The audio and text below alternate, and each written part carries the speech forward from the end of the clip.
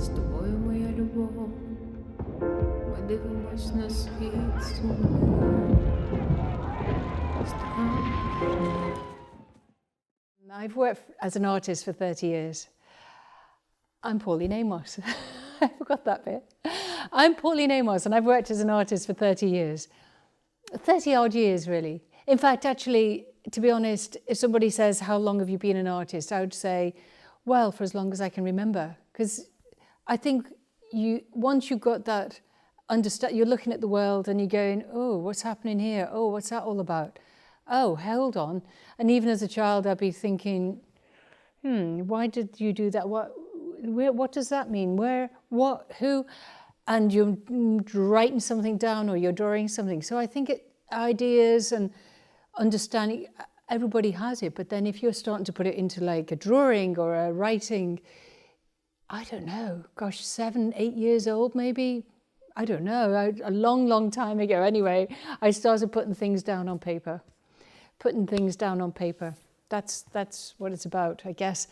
Putting the authentic mark on paper, or the idea, or the perception, or the view, the vision, what are they doing? What are they saying?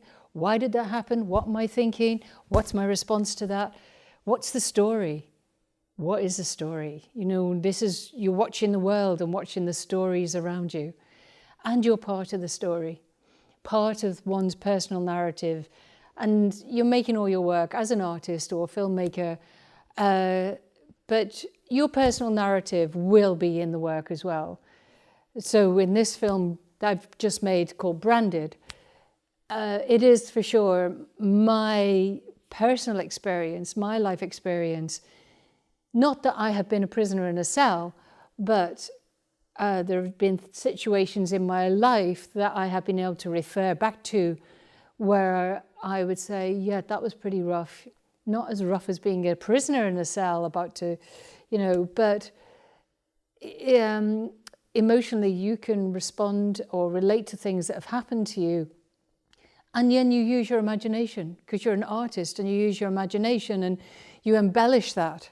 And you go, well, what would happen to me if I was a prisoner in a cell and I was only arrested? I was arrested only because I'm an artist. That's it. What would I be thinking? So that was the perspective of writing the script. I started writing the script in August 2021 when I was watching what was happening in Afghanistan and I was looking at the fast takeover by the Taliban. And I was thinking, right, so what's going to happen to those people now?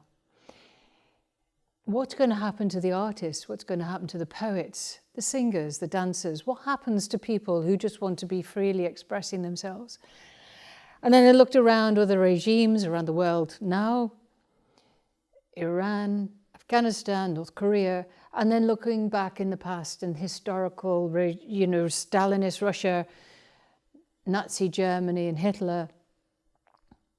And I started thinking about this and I thought, but this is, when you are stifling creativity in humans, you are corrupting nature. And I can't accept that. So if somebody falls in love and they want to write a poem, they want to sing, they want to dance, they want to express, they want to, I'm joyful, I'm in love, blah, blah, blah, and you're not allowed to, that is a corruption of nature. Now, I could say something really controversial, dare I? Yes, I do. The thing is, the way I could see this is that, you know, we could say various religions and gods and whatever, but surely God was a creative thing, person, man, whatever. So if you are stifling human creativity, I would say that's close to blasphemy. Dare I say that? Yeah, I just did. So how can you say you are religious when you are stifling what is human nature? So then I thought, well, okay, if a repressive regime came to this country, and I've worked as an artist, well, professional artist for 30 odd years, And I have done naked performance work, subversive work, avant-garde and challenging work, talked about the insanity of humanity, talked about the human beast that eats itself, commentary, comments and statements about war, the ways of destruction, from the slingshot to the atom bomb.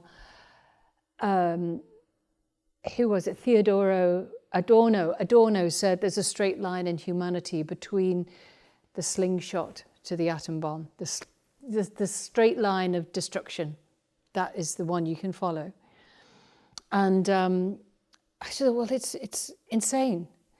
So all of these works that I've made, a repressive regime would want to silence me, because a repressive regime always wants to silence the artist, the philosopher, the poet, the writer, because they're the most dangerous people, because they are not going to be told what to do, and they are going to be thinking for themselves and having their ideas, and they're going to question, and they are going to say in their creativity, I'm going to oppose you, I don't like what you're doing, or I'm going to talk about the love I have.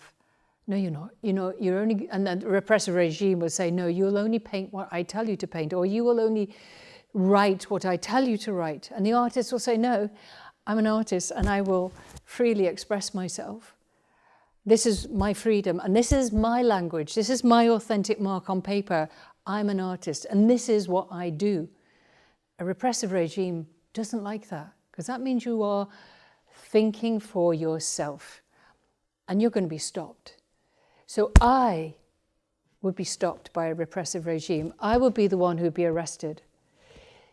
So I took it from that perspective. I'm the artist who is arrested. I'm the artist who is in the prison cell.